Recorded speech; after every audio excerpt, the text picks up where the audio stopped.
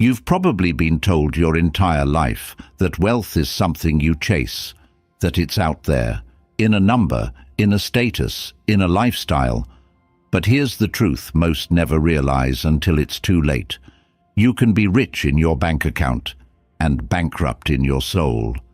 You can gain the world and lose your peace. That's why the Stoics didn't measure wealth in gold, but in character, in clarity, in the ability to sit with yourself in silence and feel complete. We live in a time obsessed with visible success, but the deeper question is, are you cultivating invisible success? The kind you don't post, the kind that can't be taken from you, the kind that shows up in how you respond to pain, how you treat people who can't help you, how you carry yourself when no one's watching. That's what this episode is about. This is not about rejecting the material world. It's about refusing to be owned by it, about choosing to invest in what lasts when everything else fades. Because at the end of the day, it's not what's in your pocket that gives you peace. It's what's in your mind, your habits, your soul. Let's talk about inner wealth, real wealth, the kind that no storm can steal. And let's begin with the first reminder. 1. Riches of character outweigh riches of coin. We've all seen it.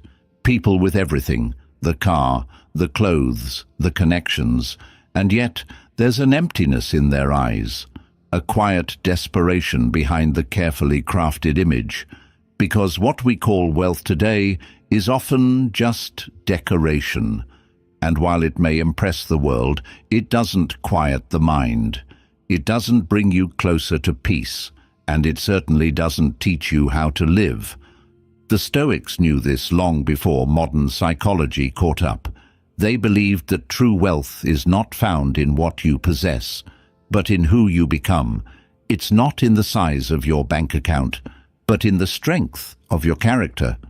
Marcus Aurelius ruled an empire, yet his journals were filled not with pride, but with reminders to be humble, to stay disciplined, to live in alignment with nature and reason.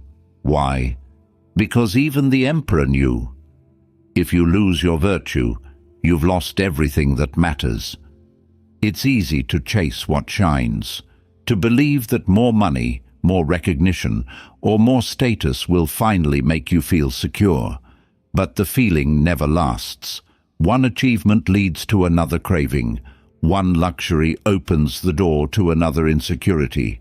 You buy more, but you don't become more, because possessions by nature exist outside of you, and anything external can be lost, stolen, broken, or taken away in an instant.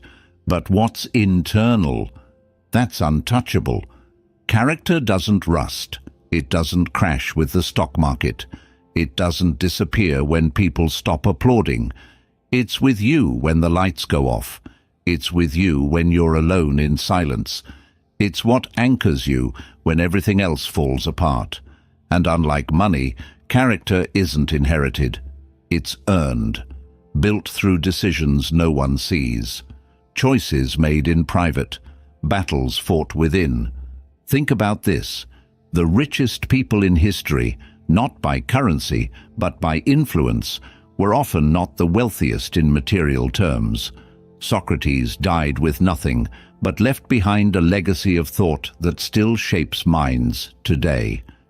Epictetus was born a slave, and yet became one of the most revered teachers of freedom, inner freedom. And Marcus Aurelius, surrounded by gold and power, chose to spend his nights writing reminders to himself to be kind, to endure, to stay honest. That's wealth, not the kind you flaunt, the kind you live. Wealth of character shows up in the hardest moments, when someone betrays you and you choose not to retaliate, when life disappoints you and you keep moving forward with grace, when the world tempts you with shortcuts and you choose integrity over comfort. Those moments don't make headlines, but they build something stronger than money, self-respect. Ask yourself this: if you had to walk away from your job, your house, your phone, and your titles, would you still feel whole?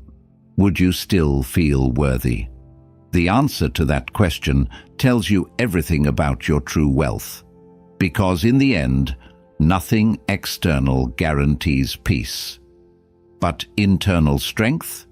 That's what makes peace possible, regardless of your circumstances. Seneca said it best: "A man is not poor if he has little, only if he desires more." And that's the trap of modern life. Not lack, but endless desire, the belief that you need more to be more. But the Stoic flips that idea. He doesn't seek more, he seeks enough. He doesn't chase excess, he cultivates virtue. Because he knows, if your value is built on things, then losing those things will break you. But if your value is built on truth, discipline, and courage, nothing can take that away. So, how do you measure your wealth? Not by what you wear, not by what you drive, but by how you live, how you speak when you're angry, how you treat people who can't benefit you, how you hold yourself when no one's watching. That's where your riches are, in the moments that test your soul, in the decisions that shape your essence. And here's the beauty of it: riches of character are available to everyone. You don't need a raise to earn them. You don't need to be born into privilege. You just need to choose better today than you did yesterday. To speak with more honesty, to act with more purpose, to live with more alignment. So the next time the world tries to tell you that success is measured in likes, in followers, in paychecks, pause, breathe.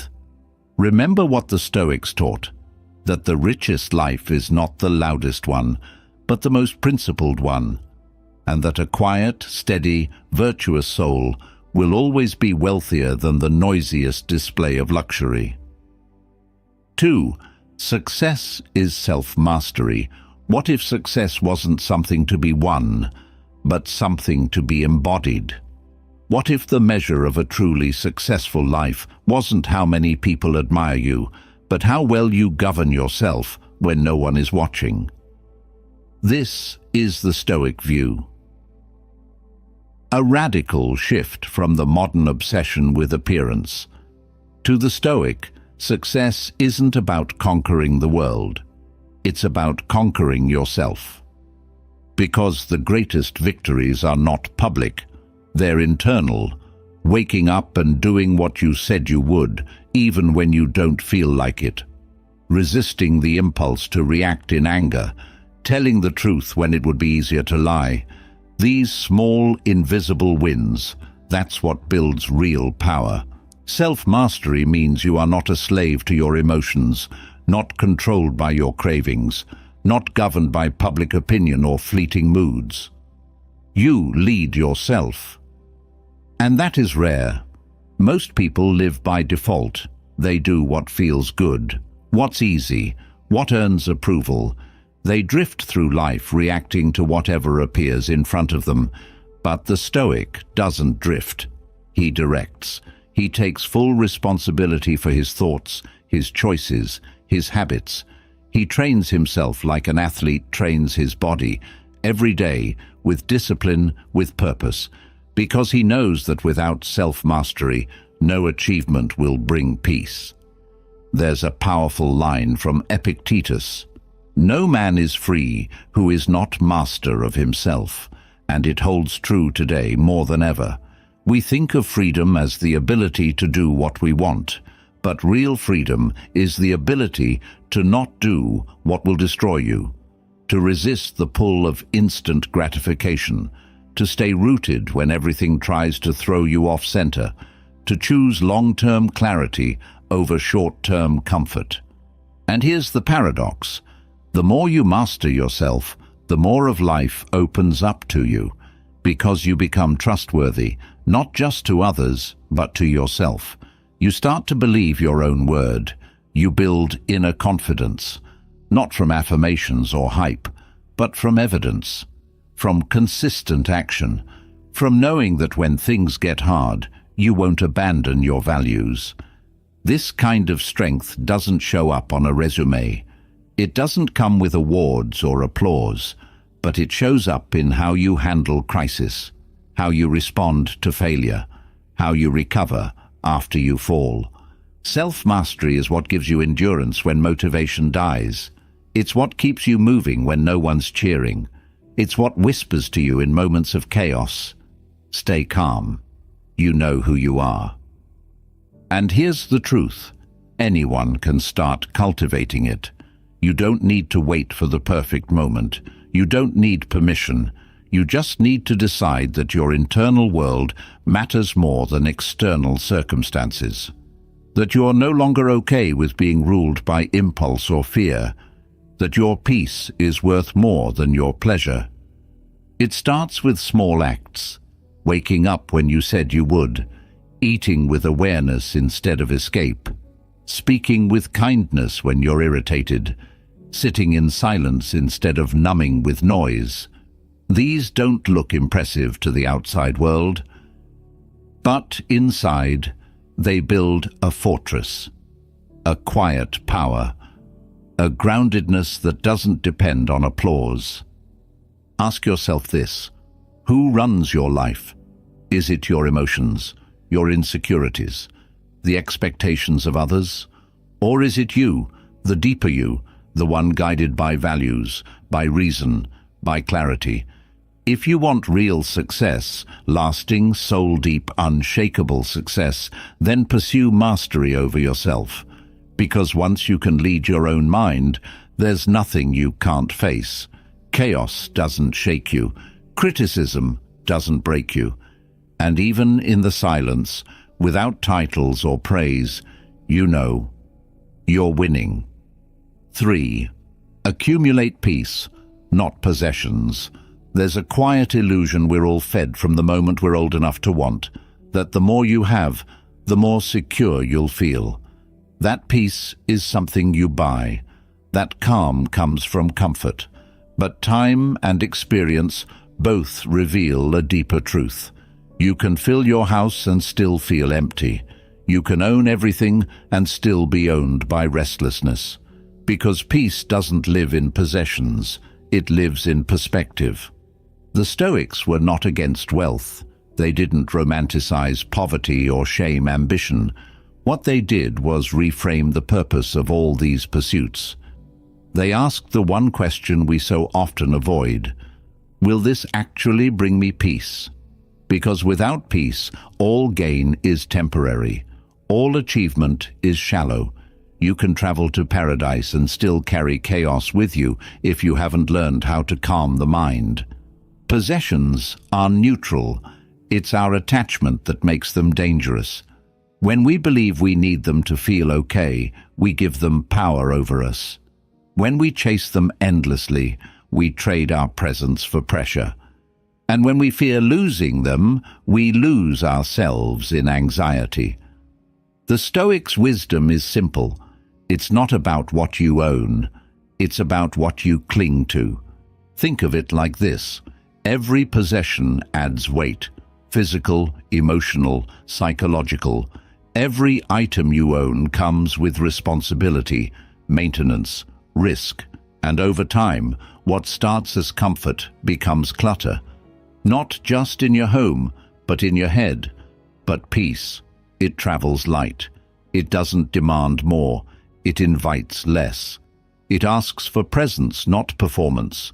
Seneca wrote, "It is not the man who has too little, but the man who craves more that is poor." In other words, poverty isn't always lack.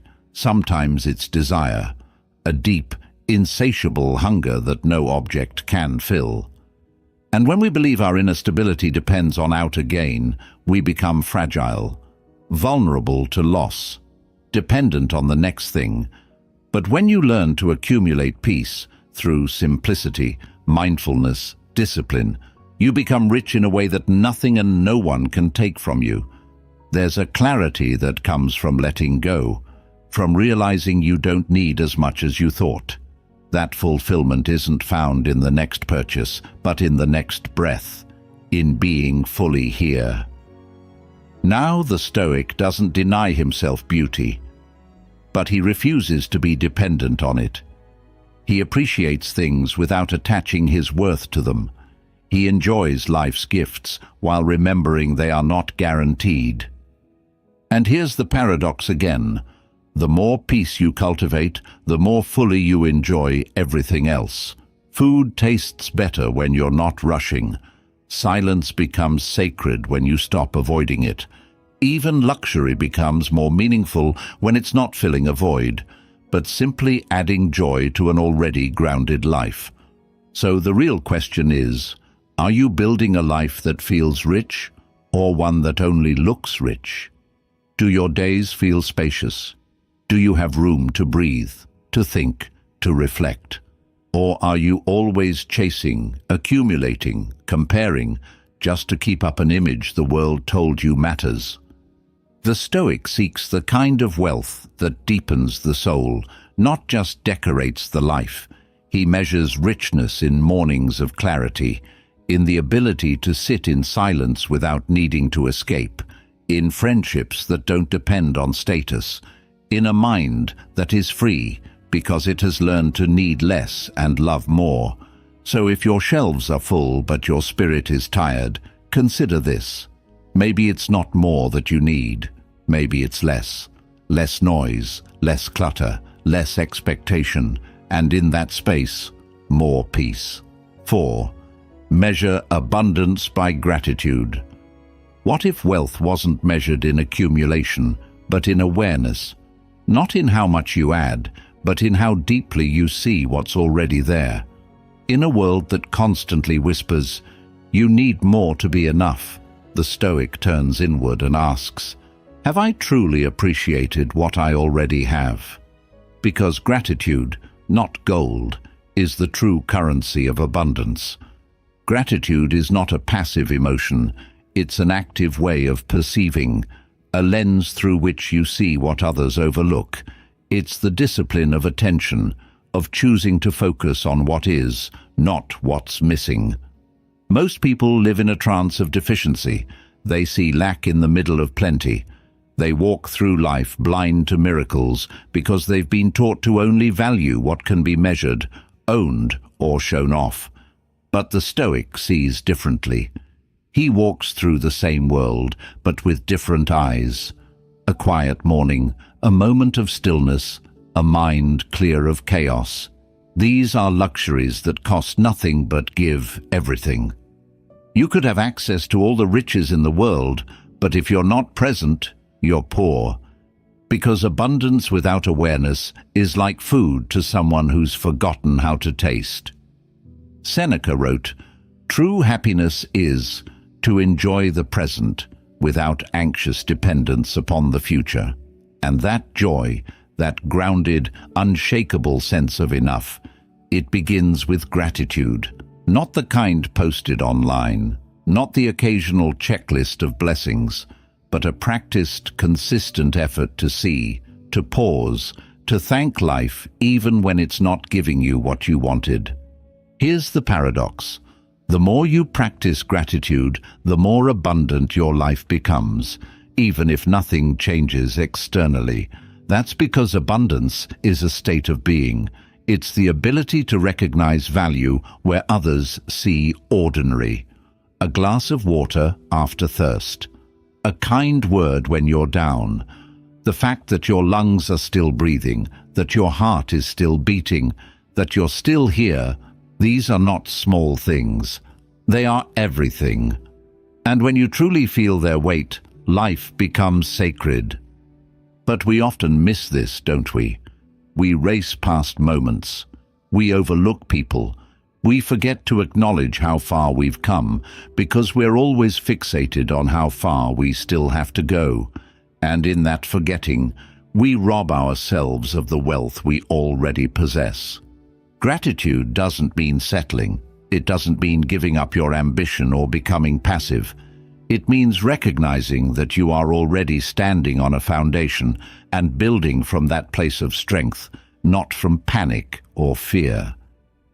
The Stoic is ambitious, but he is not frantic. He works, but he also remembers. He remembers that a quiet evening with a clear conscience is more valuable than any trophy. That inner alignment is worth more than outer validation. When you live in gratitude, the world slows down. You begin to savor instead of consume, to listen instead of react. And in that slowness, you gain clarity. You begin to make better choices. You stop chasing noise because silence feels rich. You stop craving attention because peace feels full. And you stop measuring your life by what's missing because you see how much has already been given. So ask yourself, when was the last time you truly paused and felt rich? Not because of your future goals, but because of your present reality. When did you last sit with your own life and feel humbled by the quiet beauty in it? Gratitude is not a personality trait.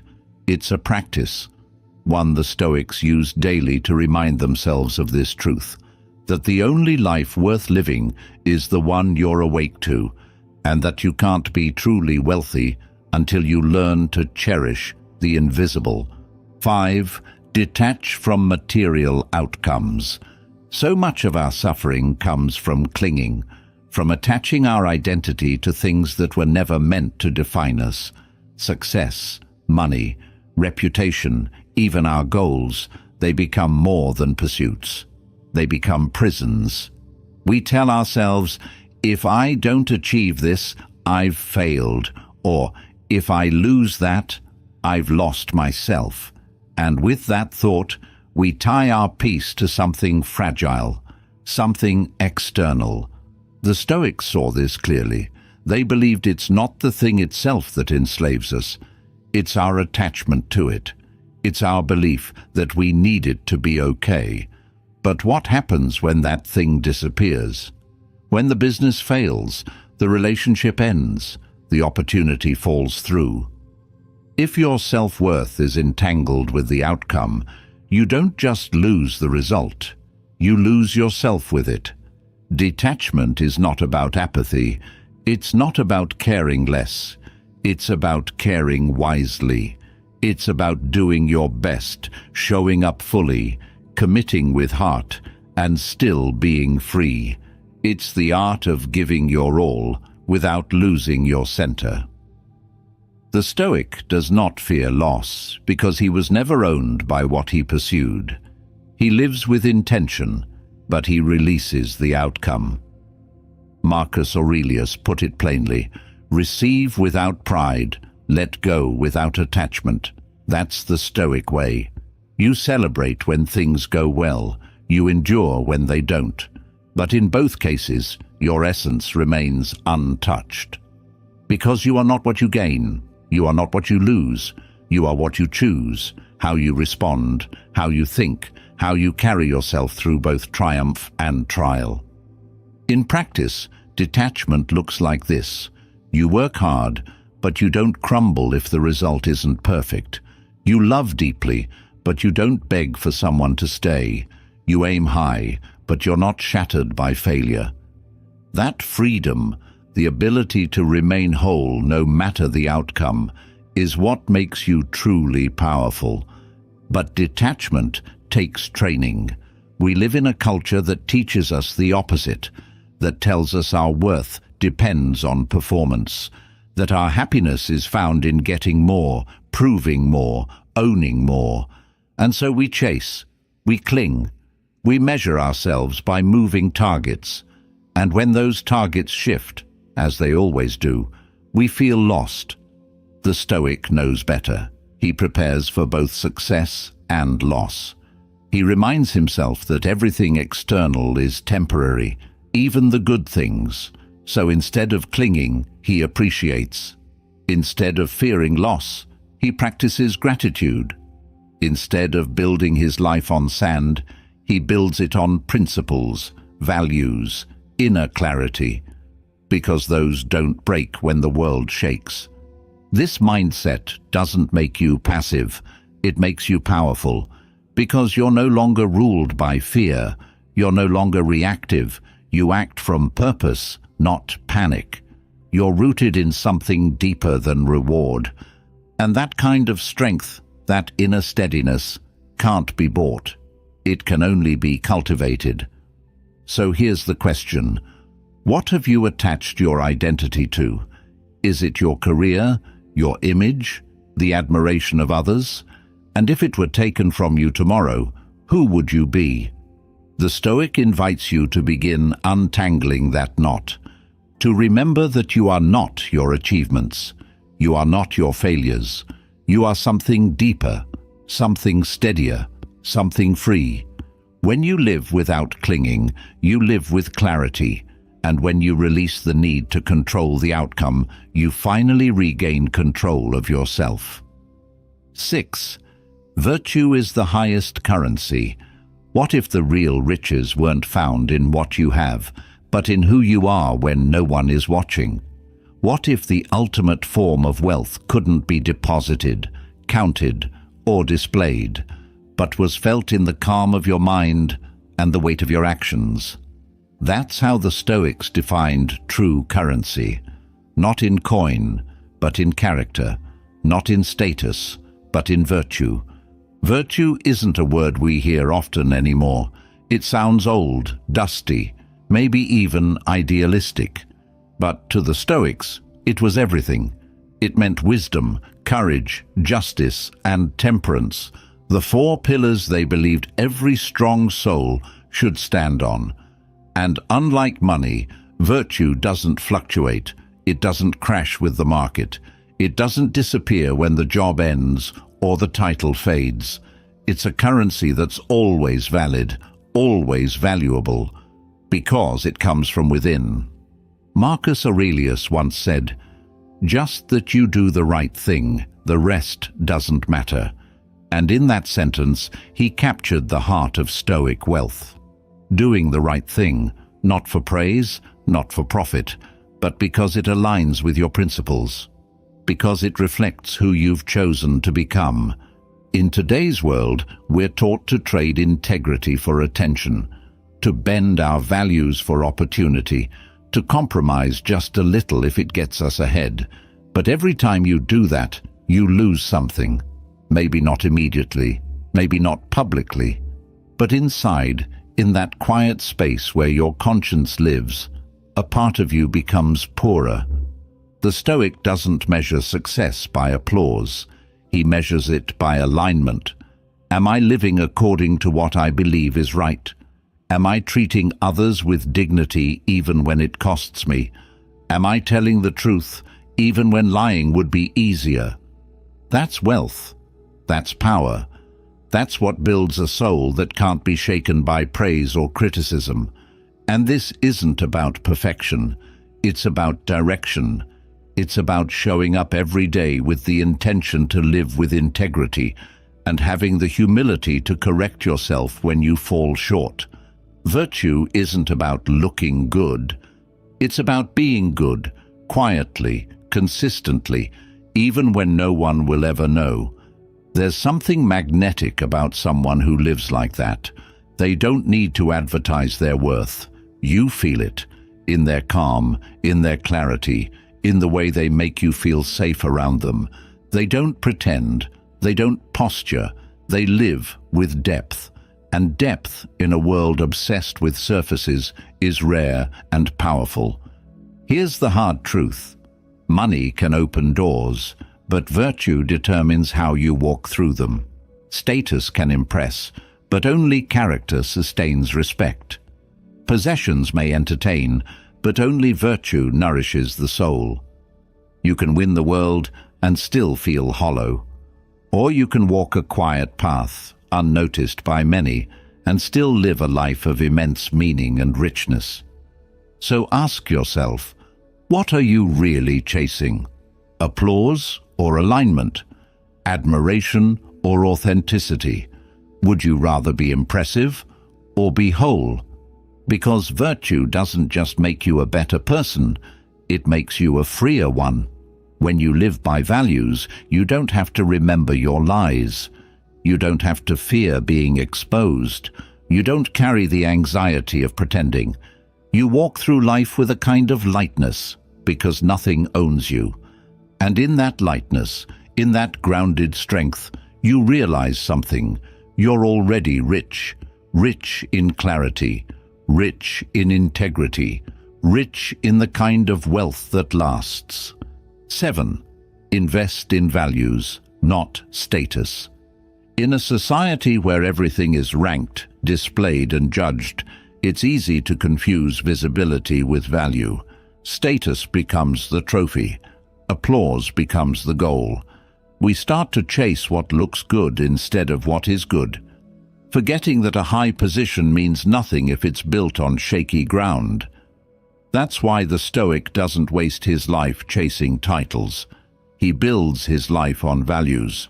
Because status fades, but principles endure. There's a danger in investing your identity in status. When your worth depends on recognition, you become a slave to perception. You start living for likes instead of living in truth. You start making decisions based on what others will think instead of what aligns with your integrity.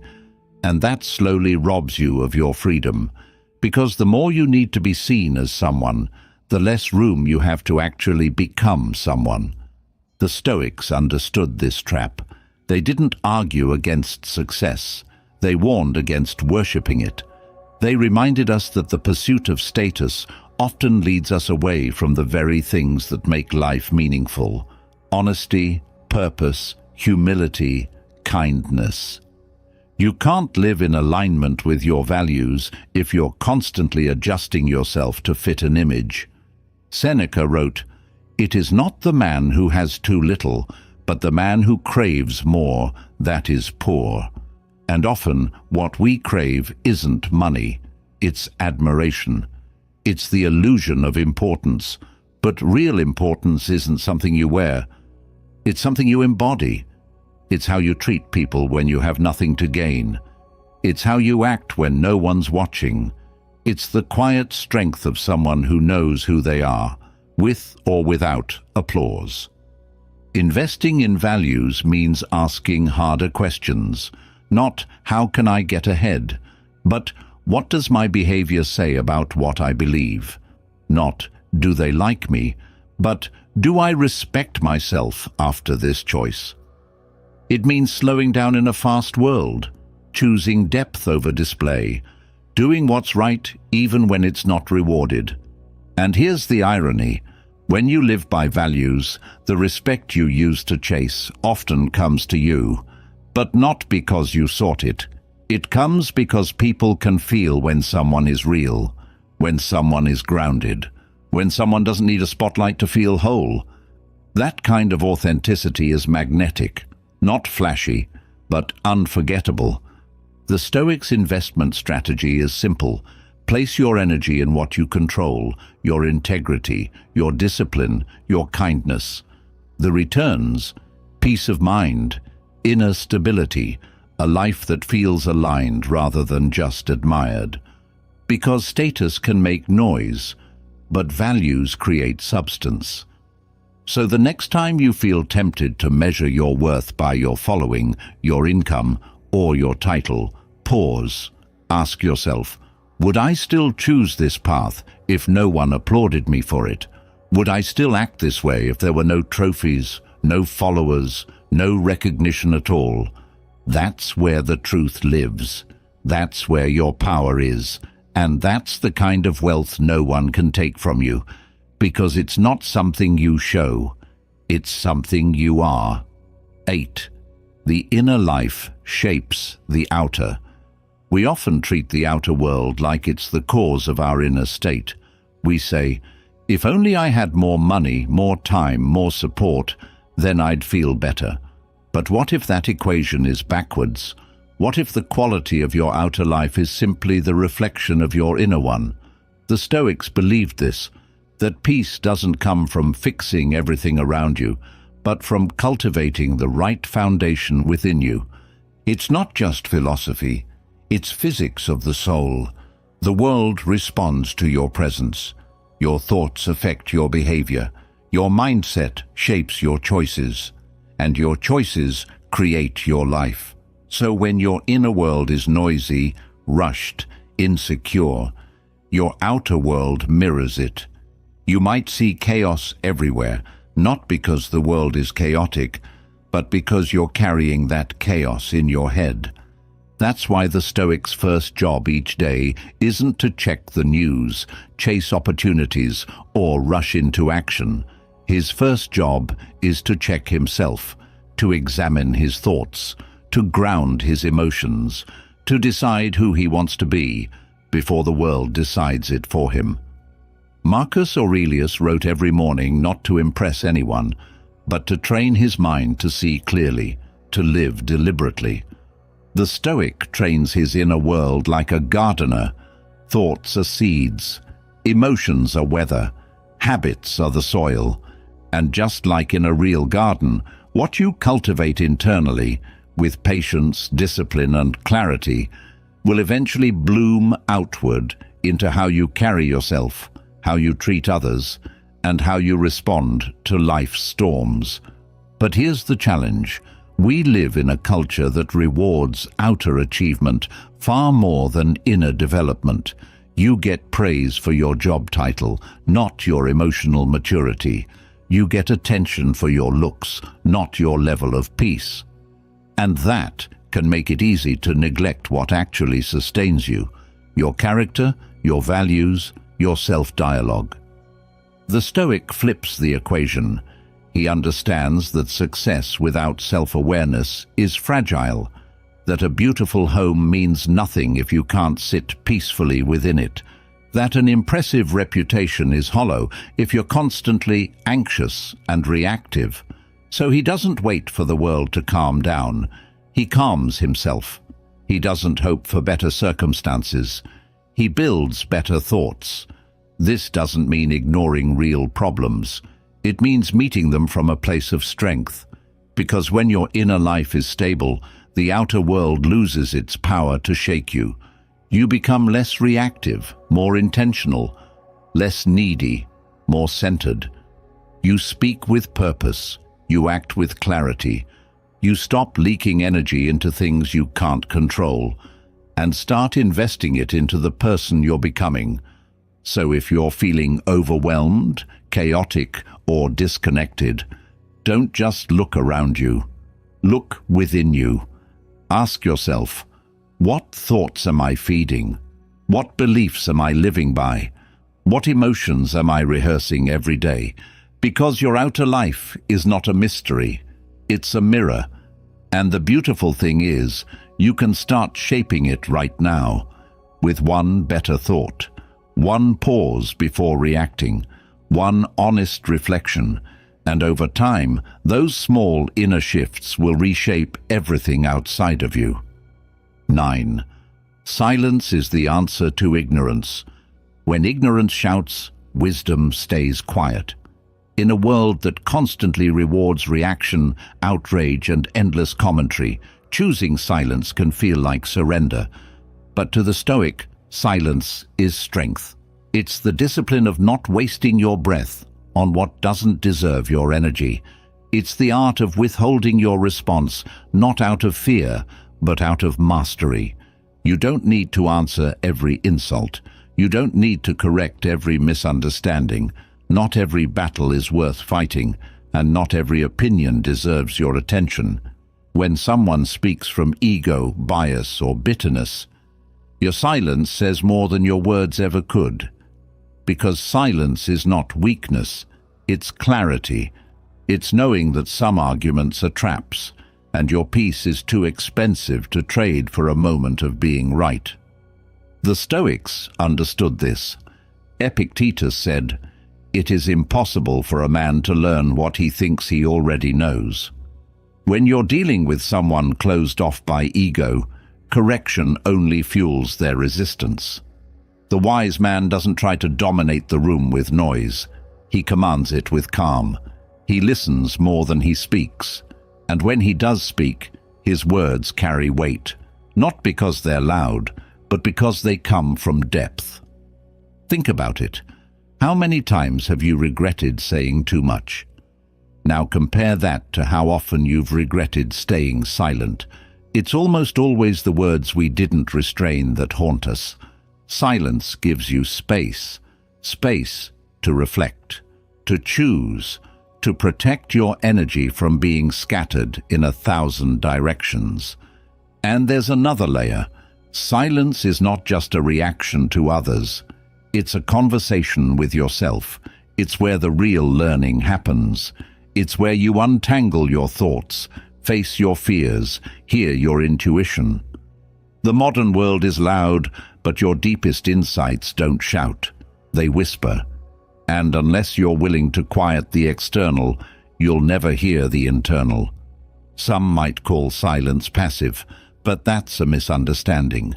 Stoic silence is active. It's a stance. It's saying, I'm not playing this game. It's refusing to be pulled into drama, into noise, into meaningless debates. It's choosing to live above the battlefield, not because you're too afraid to engage, but because you've already won the fight within. When you respond to ignorance with silence, you reveal something powerful, that your self-worth isn't on trial, that you don't need to defend your value, that your peace is not negotiable, and the people who matter, the people who see, they notice that. They respect it, because it's rare, and in that rarity, there is dignity. So next time you're tempted to fire back, to correct, to prove, pause. Ask yourself, is this worth disturbing my inner calm? Is my silence louder than my argument? The Stoic doesn't fear being misunderstood. He fears losing his center, and sometimes the strongest statement you can make is no statement at all. 10. Detachment reveals who you are. We often think that who we are is defined by what we have, our job, our relationships, our achievements. But the truth is, none of those things are permanent. None of them are fully within our control. And the moment we tie our identity to them, we live in fear of losing ourselves. That's why the Stoic path is one of detachment, not to make life colder, but to make the self clearer. Detachment doesn't mean indifference. It doesn't mean walking through life numb or disconnected. It means being able to hold everything, love, success, ambition, even pain, with open hands. It's the strength to care deeply while still being free. The ability to experience life fully without being owned by any part of it. The Stoic sees clearly that most suffering comes not from events themselves, but from our attachment to how we wanted things to go, from our belief that something had to happen for us to be okay. And when that belief breaks, we break with it. Unless we've trained for this. Unless we've learned to build our foundation deeper than circumstance. Detachment is how the Stoic protects that foundation. It's how he strips away the layers of identity that were never truly his. The expectations inherited from others, the labels placed on him, the silent contracts that say, I am only worthy if. When you release those, something incredible happens. What's left is you, your values, your discipline, your ability to respond, your will to keep walking forward. Seneca wrote, begin at once to live and count each separate day as a separate life. That's detachment in action. It's living with presence, not clinging to outcomes. It's learning to say, this is what I choose, but even if I lose it, I'll still be me. I'll still be whole. That's not defeat. That's power. Think of all the energy we spend trying to hold everything together, the fear of falling behind, the anxiety of being misunderstood, the endless striving to prove ourselves. Detachment doesn't erase effort, it frees it. You work, you love, you pursue, but you do it from a place of centeredness. You don't cling, you commit. There's a difference. This is the paradox of the Stoic life. The less you cling, the more you gain. Peace, clarity, authenticity. Because when nothing owns you, you can finally own your path. You stop reacting to life and start responding with purpose. You become someone the world can't shake, because you've already let go of what it could take. So ask yourself, if everything I rely on disappeared tomorrow, who would I still be? If you can answer that with strength, with steadiness, with self-respect, you're already rich in the way that matters most. That's the Stoic's wealth. That's the invisible power cultivated in silence, in discipline, in detachment. Because the more you let go, the more you come home to yourself. We spend so much of life chasing approval, chasing wealth, chasing validation in the eyes of people who may never even understand us. But the Stoic path doesn't ask you to chase. It asks you to return. Return to yourself. Strip away the noise, let go of the craving, and ask the deeper question, who am I without all the layers? Because when you build your life from the inside out, on discipline, on clarity, on values, you stop living like a leaf blown in the wind. You become rooted, calm, strong, and from that place, you don't just survive the storms, you grow through them. Inner wealth isn't glamorous. It won't go viral, but it will carry you through the darkest moments with your soul intact. That's what matters. That's what lasts. Everything else, status, applause, comparison, it fades. But the person you become, the depth you build in silence, that's the legacy. That's the true success. So if you've been measuring your life by the wrong metrics, today is the invitation to change that. Start cultivating the riches no one sees, and in time, you'll live a life that no loss can ever take from you. And if this episode reminded you of what really matters, share it. Someone out there is still chasing the world when what they truly need is to come home to themselves.